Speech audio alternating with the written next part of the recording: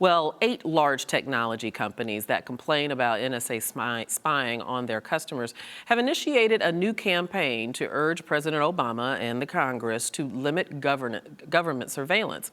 The companies, which include Google and Microsoft, issued an open letter that appeared in national newspapers detailing their concerns. In the letter, they acknowledged government's role in protecting its citizens, but they wrote that, quote, "The balance in many countries has tipped too far in favor of the state and away from the rights of the individual, rights that are enshrined in our Constitution. This undermines the freedom we all cherish. It's time for change."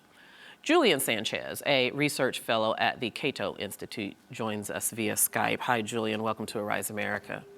Thanks for having me. You know, I'm just wondering what you think about this effort. I mean, considering these companies, they are normally fierce competitors. I've never known them to do anything in collaboration with each other.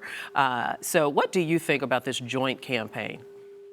Well, it shows, I think, that the assumption all along in a lot of these expanded surveillance powers was that these companies that were receiving the orders would act as kind of a check on the system, that if there was something inappropriate, they would be able to object.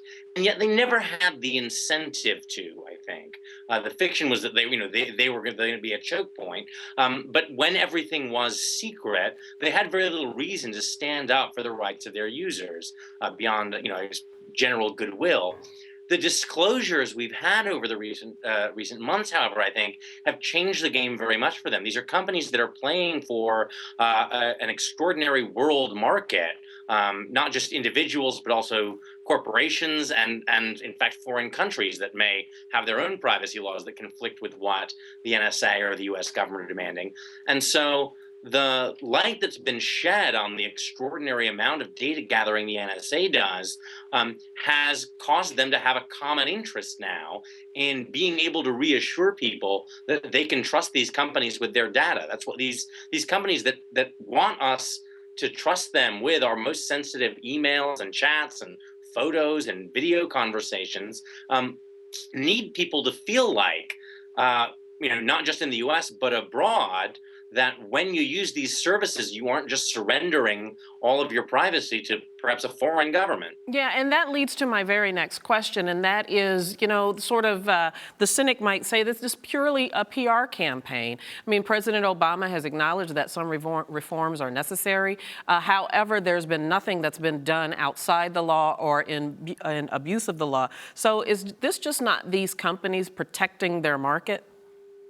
Well, it might well be, but sometimes that's, a healthy behavior. I mean, why do companies try to provide good service and try to protect our privacy? Not because, corporations are inherently moral entities, but because that's what protecting their market requires. So, yeah, I mean, I think the cynical read is on one level correct, but on another level, in some sense, that's how markets are supposed to work. That when things are public and when the customers and the audience for these companies is not happy with, perhaps the level of privacy protection they're providing, that provides them with an incentive to use their massive resources to protect their customers if that's what their customers are demanding. Yeah, I don't think many people argue with, our constitutional right to privacy. One other thing I want to address with you before I have to let you go, and isn't there a bit of irony or contradiction here? I mean, these are companies that sell the information of their customers to other companies. It's how they make money.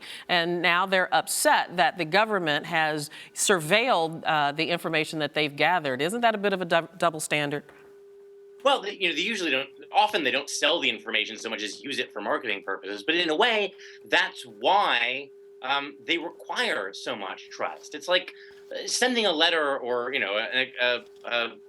a naughty photo to a lover, right? I mean, your ability to trust them, to trust that the information you're sharing with them that is so intimate won't go any further is what allows that relationship to develop. So, I do think it makes sense. And I think it makes sense at some level that people might not worry that much if Google is using their information to sell them to sell them goods through advertising. But given the history of intelligence abuses in America in the 20th century, feel differently about giving the same information to the government. Be interesting to see what effect this has. Julian Sanchez, thank you so much.